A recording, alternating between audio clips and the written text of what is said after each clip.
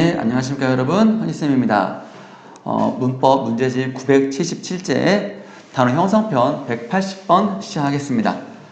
180번 보기에 적절한 사례로만 짝지어진 게 뭐냐? 보기를 잘 봐야 되겠죠? 합성어, 여러분 합성어는 실질 의미 어근과 어근의 결합으로 단어 만드는 방법 중에 한 개가 합성어였죠? 그럼 파생어는 접사가 있죠, 여러분. 자, 우리말의 통사적 구성과 어긋나는 방식으로 형성된 것이 있다.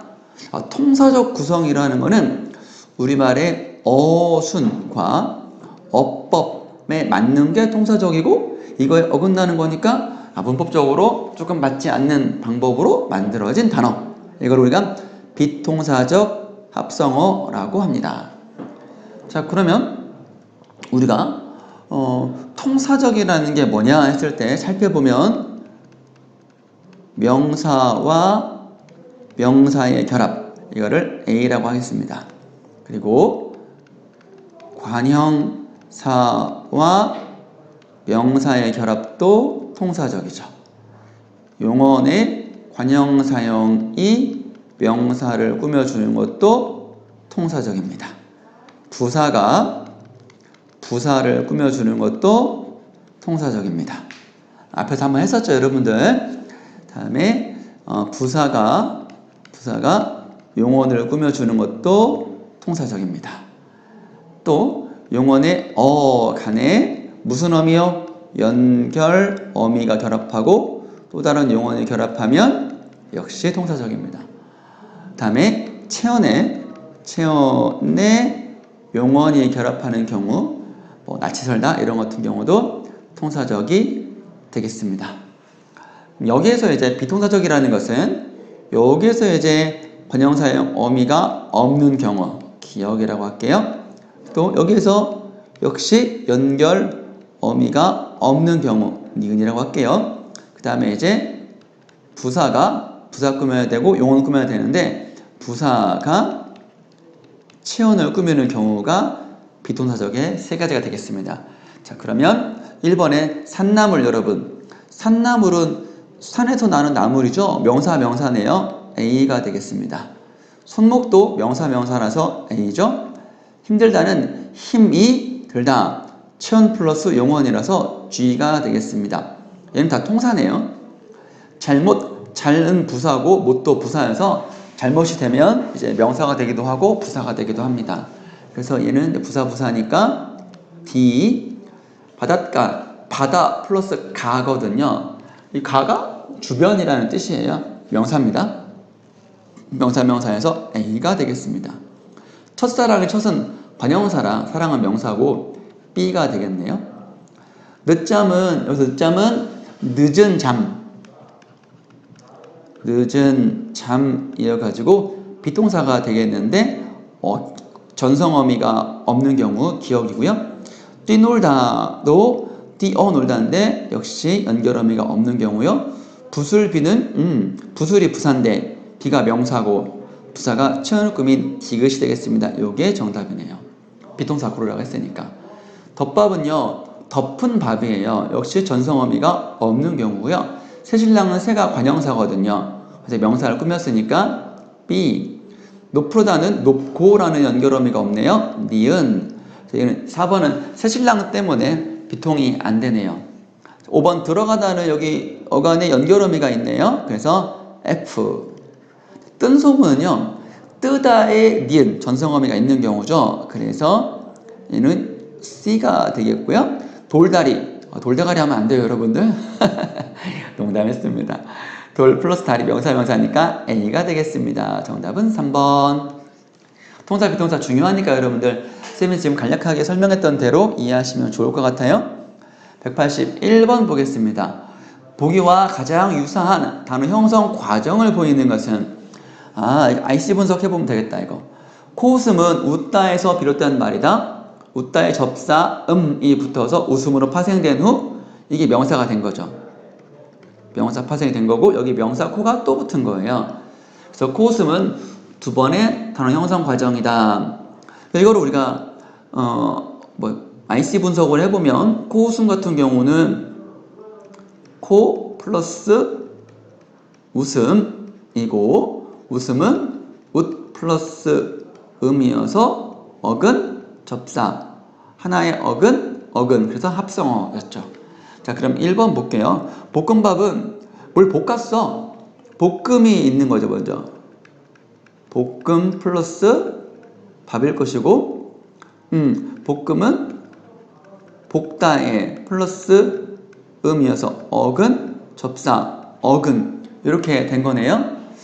그러면 어근과 어근의 결합이고 합성 과정이고 두 번의 형성 과정이고 한 거니까 이것도 마찬가지로 1번이 유력하겠는데요, 여러분? 그렇죠?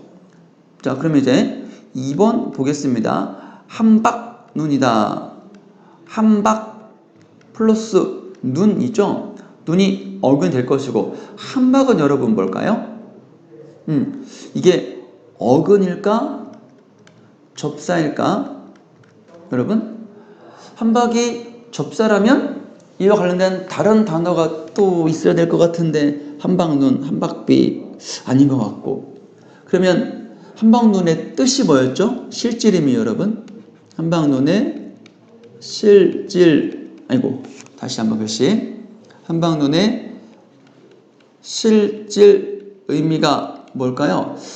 뭐 송이 내린 눈, 포근한 눈 뭐 그런 거 어떤 의미죠? 함박눈은 뭐 송이 내리는 그런 큰 눈 뭐 그런 거 있잖아요. 그래서 접사는 이게 아니야. 왜냐하면 이게 함박이 함박꽃에서 왔거든요. 이게 이제 눈이 크고 송이 이제 탐스럽게 벌어진 그런 뜻을 가진 어근이어가지고 다른 단어가 있잖아요. 왜 우리가 함박웃음이라면 함박웃음 함박눈이 아니라 함박웃음이라는 게 있거든요. 이것도 이제 되는 거지. 합성어가 되는 거지. 그래서 어근으로 봐야 된다. 이렇게요. 가위질은 가위 어근이고 질이 접사잖아요. 헛소리 접사고 어근이고 비웃음은 여러분 이게 같은 코웃음이지만 그냥 웃음이지만 이게 비 플러스 웃음으로 하면 이 비가 마땅치가 않아. 왜냐면 비웃다라는 게 있거든. 근데 코웃음을 이제 코웃음 치는 거 있잖아. 왜? 그럼 흥 뭐 이런 거거든. 근데 비가 이게 영 아니란 말이야. 어근이라 보기엔 좀 그렇단 말이지. 그래서 비웃다의 음이 결합한 걸로. 그래서 이제 하나의 어근으로 보고 파생어 접사 하나로 이렇게 보거든요. 그러니까 이제 5번은 매력적인 오답인데 그렇지 않고 1번이 유사한 형성 과정이다. 어근 이렇게 되는 것이다. 했고요. 182번 보겠습니다. 다음 형태소에 대한 탐구학습이다. A 형태소를 분석하여 이를 바르게 짝지은 것은 다음 문장 형태소로의 실질적 의미의 유무, 실질 형태소, 형식 형태소를 하라는 거네요. 그래서 이렇게 나무와 푸르, 명사 어가는 실질이죠. 조사와 어미는 형식이고요. 좋습니다. 나는 비로소 어른이 되었다. 그랬습니다. 실질, 나 대명사, 비로소 부사, 어른 명사, 이것이 이제 실질이 되겠습니다. 여기 어간 되도 포함시켜야 되겠죠. 그래서 나 비로소 어른 돼. 나머지 조사 2개, 어미 2개 이렇게 하는 것이죠. 정답 4번. 비로소가 부사여서 실질 형태가 되는 거예요. 자립도 포함되고요. 183번 보겠습니다. 보기는 문법 수업의 한 장면이다. 이에 대한 학생의 반응은 적절하지 않은 것은 그랬습니다. 형태소에 대해서 설명해주고 계시네요. 뜻을 가진 가장 작은 말의 단위이다. 단어 형태소로 분석해봤다. 그래서 단어는 우리가 품사, 9개의 품사로 하는 것이고 형태소로는 가장 작은 의미 단위로 쪼개는 것이죠. 그가 품사 판별해 봅시다. 대명사죠. 3인칭이니까 조사, 명사, 조사, 맨손은 한 단어여서 명사으로 조사 잡았다? 동사죠. 형태소 자립인 것만 동그라미 쳐볼게요. 그 자립이죠. 곰 자립이죠. 손 자립이죠. 나머지 자립이 아니네. 중에서 실질인 건 표시해 볼게요. 요거 실질이죠. 자립 실질.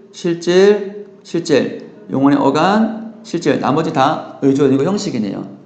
그러면 1번부터 따져볼까요? 그는 은 자립과 의존이다. 대명사는 자립이고 조사는 의존이니까 맞는 설명이죠. 곰을의 곰은 역시 명사니까 자립이죠. 명사라서 자립입니다. 3번 맨손은 접사고 어근이니까 의존과 자립이다. 맞죠? 4번 잡았다는 하나의 자립 형태소. 자립 형태소 없습니다. 의존 실질 형식이죠.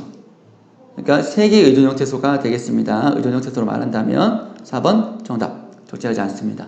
5번 는이라는 조사, 을이라는 목적격 조사. 요거는 보조사죠? 우리 조사 배웠잖아. 보조사, 목적격 조사으로는 부사격 조사는 단어이지만 그래요. 조사는 우리가 자립성. 아이고 글씨 봐라. 미안합니다. 조사는 자립성은 없지만 앞말과 쉽게 분리할 수 있어서 단어로 인정하는 거라고 우리 개념에서 배웠죠? 조사의 단어의 개념에서. 4번이 적절하지가 않습니다. 184번 보겠습니다. 단어 형성 원리가 같은 단어끼리 짝지어진 것은 그랬습니다. 형성 원리라는 것은 우리가 단일어냐, 파생어냐, 합성어냐 이렇게 따지는 것이죠. 춘추는 이게 융합합성어예요. 나이를 높여 부르는 말이죠. 큰형, 띄어쓰기 없는 큰형은 역시 키가 큰 형이 아니라 첫 번째 형이니까 역시 융합합성어이고요. 들다의 들, 것의 의존명사니까 요거는 자립과 자립인 합성어예요. 먹다는 단일어고요. 같지 않죠?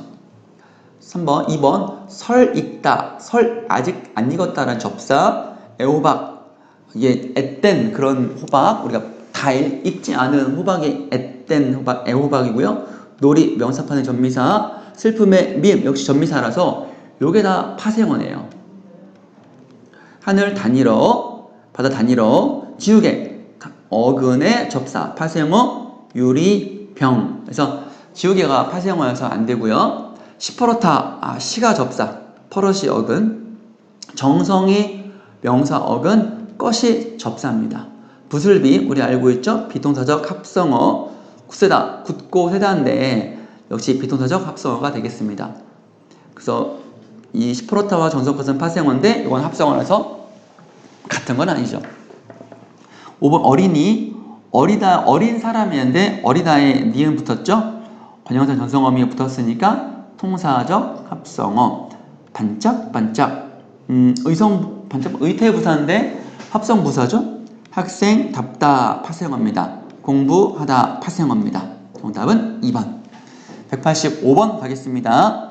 보기에 기역 니은에 들어갈 단어가 바르게 짝지어진 것은 합성어 중 우리말의 일반적인 배열 방식에 따라 만들어진 통사적 합성어가 또 있고 우리말 일반 단어로 배열에 어긋나는 비통사적 합성어도 있다. 전제에 해당하는 얘가 낯설다 이거요. 낯이 설다 천 플러스 용언인데 주어 생략한 거죠. 이거 괜찮고요. 날뛰다는 날고 뛰다예요. 연결어미가 없습니다. 비통, 돌다리 명사 통사적 합성어. 맛있다 맛이 있다 해서 통사적 합성어. 여닫다 열고 닫다가 없어요. 비통사적 합성어 되겠습니다. 늦더위는 늦은 더위로 보는 게 좋아요. 그래서 비통사적 합성어. 이거 정답이 되겠고요. 굳세다는 굳고 세다에서 비통사적 합성어예요. 연결어미가 없죠. 작은 형은 통사적 합성어. 돌아가다 용언의 어간의 연결어미 새로운 용언이니까 통사적 합성어. 뛰어오르다 역시 연결어미가 있죠. 그래서 통사적 합성어가 되겠습니다. 그래서 1번. 한 가지 알아둘 건 우리가 자꾸 이 책에서 이 선생님 편집한 문제에서 늦더위가 자꾸 나오는데 늦더위는 늦이 접사인 경우도 있어요. 접사는 파생어도 있으니까 문제를 풀기 위해서 늦더위를 비동사적 합성어로 보는데 여러분들은 접사도 있음을 알아주세요. 186번 보겠습니다. 밑줄진 부분에서 설명하는 접사의 명칭을 밝히고 해당되는 단어의 예를 하나 들어 그 단어의 품사 변화를 서술하시오. 전미사는 어근의 뒤에 붙죠. 특정한 의미를 더하여 새로운 말을 만드는 역할을 하고요. 전미사는 접두사에 비해 종류가 많고요. 접두사와 달리 어근의 품사를 바꾸기도 합니다. 어른스럽다의 어른은 스럽다는 접사 붙어서 형용사로 파생된 것이죠. 그래서 우리가 먹다 같은 경우 동사이고요. 먹이 하면은 명사가 되고요. 이때의 접사 이는 명사로 만들어주는 명사 파생 전미사가 되겠습니다. 187번 보겠습니다. 보기 밑줄 친 단어 부분과 같은 구성을 나타낸 단어로 가장 적절한 것은 그랬습니다. 찜질은 찜질, 동사 어간, 전미사 그러네요. 이루어져 있다. 그러나 이렇게 분석하기보다는 먼저 찌의 미음부터 찜이 되고 거기에 다시 질이 붙어서 찜질. 찜질은 왜 부모님들이나 할머니 할아버지들이 허리가 아플 때 뜨거운 물로 왜 허리 찜질한다, 다리 찜질한다 이런 말씀하시잖아요. 그때 그 찜질이거든요. 그래서 얘는 이제 우리 단어 형성, 이제 분석하는 거 있잖아요. IC 분석할 때 찜 플러스 질, 찜은 또 더 찌 플러스 미음, 접사, 어근, 접사 이렇게 분석하면 그 의미를 조금 더 쉽게 볼 수 있다는 뜻이죠. 그러니까 이와 같은 구성, 이렇게 동사 어간의 어근, 전미사. 싸움꾼 볼까요? 싸움 플러스 꾼이고 접사고요. 싸움은 싸우다의 미음이니까 어근 접사여서 1번이 해당되겠네요. 좀 더 다시 쓸까요? 요거 1번 프라임 할게요. 싸움, 꾼이 크게 잘라지고 이게 RC 분석이고, 싸움은 어간이자 어근, 싸우다의 명사판 전미사 미음, 어근, 접사에서 찜질과 같은 구성이고요. 헛발질은 헛발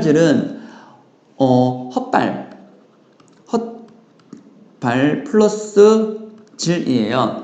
헛발질, 그러니까 공을 제대로 못 맞추고 엉뚱한 곳에다가 공 차는 것이죠. 이를테면 축구선수니까요. 여기다가 이제 헛발은 또 헛발 접사고, 발 동그라미고, 어근이고, 접사고 이렇게 되는 거라서 같지는 않죠. 찜질과. 3번에 비빔밥은 빔 플러스 밥이고 어근이고요. 비빔은 비비다의 미음이니까 명사판의 전미사죠. 어근의 접사인데, 이 꾼이 전미사인데 여기서는 이제 밥이 어근이어서 같지 않고요. 물음표, 물어보는 표이지요. 표가 표시라서 얘가 어근이에요. 물음은 묻다의 음인데, 이게 디귿이 이제 불규칙 활용해서 리을로 바뀌어요. 어근의 전미사이고요. 5번에 맨주먹은 이거는 그냥 접사 어근이어서 복잡한 칭의는 아니네요. 정답은 1번 되겠습니다. 자, 이번 강의에서는 여기까지 하겠습니다. 여러분 꼭 복습해 주시고요. 꼭 문제를 여러분이 풀어보시고 선생님과의 해설을 통해서 더 많이 깨우쳐 나가시기 바랍니다. 수고했습니다.